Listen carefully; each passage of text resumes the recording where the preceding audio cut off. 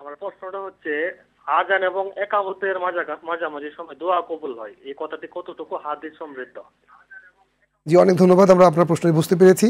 আজান এবং ইকামতের মাঝখানে যে সময়টুকু, এই সময় দোয়া কবুল হয় এরকম কথা রয়েছে। এবার কতটুকু সুন্নাহ সম্মত, হাদিস সম্মত? এটা সুন্নাহ সম্মত। যে সমস্ত জায়গায় দোয়া কবুল হয়, যেই সময়গুলো মুস্তাজাব দাওয়া, দোয়াকে কবুল করা হয়, বাইনাল আযান ওয়াল ইকামা, এই মধ্যখান যে সময়টা রয়েছে। অতএব এই সময় একজন মানুষের উচিত হলো, সেই ব্যক্তি যখনই আজান হয়ে যাবে তখন সে মসজিদের দিকে চলে আসবে, সালাত আদায়ের জন্য সে তার একটি আন্তরিক প্রস্তুতি গ্রহণ করবে এবং অত্যন্ত সাকিনা প্রশান্তির সাথে সে ব্যক্তি মসজিদে এসে আসবে।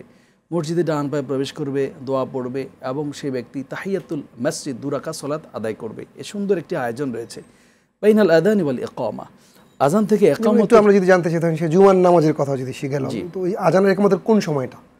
এটা হচ্ছে ঠিক আজান যখন হয়ে গেল, নামাজের আজানটা নাকি এটা খুতবার আজানটা? আপনি যেটা ঠিক বলছেন সেটা হলো যে রাসূলুল্লাহ সাল্লাল্লাহু আলাইহি সাল্লাম, আবু বকর, ওমর, তাদের পর্যন্ত কিন্তু জুমার আজান আমরা এখন যেটা দিচ্ছি প্রথমে, এটা ডাক আজান। ওসমান ইবনে আফফান রাদিয়াল্লাহু তাআলা আনহু তিনি এটা মূলত সূচনা করেছেন, আর সালাতে মানুষকে একত্রিত এবং পূর্ব প্রস্তুতির জন্য এটা তিনি করেছেন। আর ইমামকে মেহরাবে বসার পর যে আজানটি দেয়া হয়, এটা হলো জুমার আসলি আজান, মূল আজান। এটাই রাসূলুল্লাহ সাল্লাল্লাহু আলাইহি ওয়াসাল্লাম খুতবা দেওয়ার প্রাক্কালে যখন বসেছেন, বেলাল রাদিয়াল্লাহু তাআলা এটা সুন্নাহ সম্মত। সুন্নাহ সম্মত। অনেক ধন্যবাদ। ছোট্ট সময়টুকু রয়েছে এবং আজানের যে দোয়া, সেখানেও কিন্তু একটি সুন্দর একটি দোয়া রয়েছে। রাসূল বলেছেন, হাল্লাত লাহু শাফাআতি, আমার জন্য তার শাফায়াত ইনশাআল্লাহ রব্বুল আলামিন তার জন্য বরাদ্দ করে দেবেন। নিশ্চয়ই প্রিয় দর্শক, আপনি আপনার প্রশ্নের উত্তর পেয়েছেন। আমরা আরেকটি প্রশ্ন নিতে চাই আমাদের প্রিয় দর্শকদের কাছ থেকে। প্রিয় দর্শক, আপনি ভলিউম কমিয়ে নিজের পরিচয় দিয়ে প্রশ্ন করুন প্লিজ। আসসালামু আলাইকুম। ওয়ালাইকুম আসসালাম ওয়া রাহমাতুল্লাহ।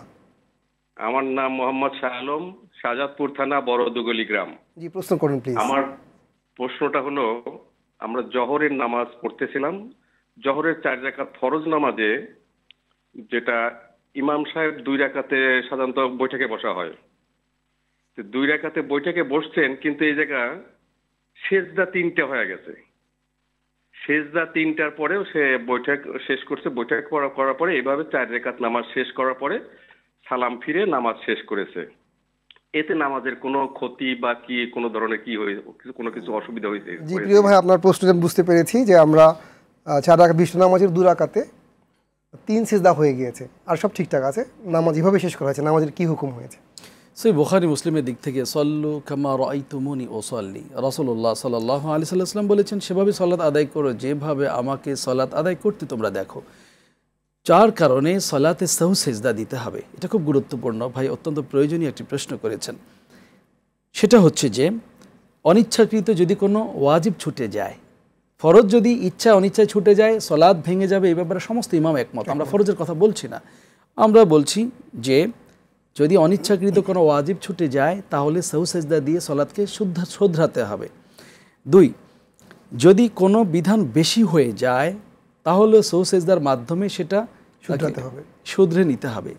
3, যদি কোনো বিধান পালন ঘাটতি হয়, কম হয়।